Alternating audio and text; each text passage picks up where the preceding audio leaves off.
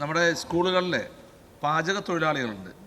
ഈ പാചക തൊഴിലാളികൾക്ക് എനിക്ക് തോന്നുന്നു തമിഴ്നാട് ഗവൺമെൻറ് അതിൽ 1,00,000 ചെല്ലാം അവരെ പാചക തൊഴിലാളികൾക്ക് അവർക്ക് എല്ലാ ആനുകൂല്യങ്ങളും സർക്കാർ ആനുകൂല്യം എല്ലാം കൊടുക്കുന്നുണ്ട്.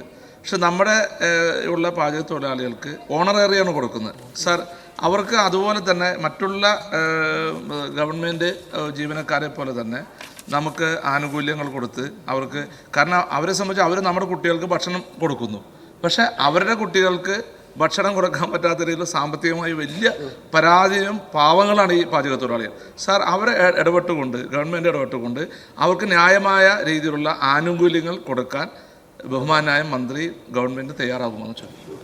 സാർ, ഈ സ്കൂൾ പാചക തൊഴിലാളികൾ കേന്ദ്ര ഗവൺമെൻറ്റിൻ്റെ കുട്ടികൾക്ക് നൽകുന്ന സൗജന്യ ഭക്ഷണ സ്കീമിൽപ്പെട്ടവരാണ്. സാർ, ഈ പാചക തൊഴിലാളികളെ നിയമിക്കുന്നത് അവിടെ രൂപീകരിക്കുന്ന ഒരു കമ്മിറ്റിയുണ്ട്. അവിടുത്തെ PTA പ്രസിഡൻറ്റും അതുപോലെ അവിടുത്തെ പ്രഥമ അധ്യാപകരടക്കം ചേർന്നുകൊണ്ടുള്ള ഒരു കമ്മിറ്റിയാണ് നിയമിക്കുന്നത്. കേന്ദ്ര ഗവൺമെൻറ്റും സംസ്ഥാന ഗവൺമെൻറ്റും കൂടെ സംയുക്തമായിട്ടുള്ള പ്രോജക്റ്റാണ്. സാർ, 60% നൽകേണ്ടത് കേന്ദ്ര ഗവൺമെൻറ്റാണ്, 40% സംസ്ഥാന ഗവൺമെൻറ് എടുക്കേണ്ടത്. കേന്ദ്ര ഗവൺമെൻറ് ചെറിയൊരു കാശ് 600 രൂപ മാത്രമാണ് പെർ മന്ത് ഈ പാചക തൊഴിലാളികൾക്ക് കൊടുക്കുന്നതിന് വേണ്ടി തീരുമാനിച്ചിട്ടുള്ളത്. നമ്മൾ അതിനെ സംബന്ധിച്ചോളം ഒന്നും മിണ്ടിയില്ല.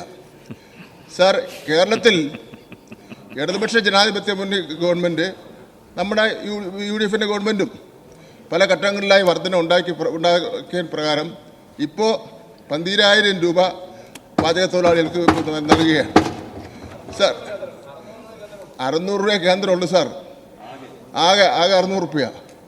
ഇപ്പോൾ 12,000 രൂപ കൊടുക്കുകയാണ് സാർ. നമുക്ക് ഇനി അവർ ഹൈക്കോടതിയിൽ മറ്റൊരു കേസ് ഫയൽ ചെയ്തിട്ടുണ്ട്. അതെല്ലാം നോക്കി പരിശോധിച്ച ശേഷം നമുക്ക് ചെയ്യാം.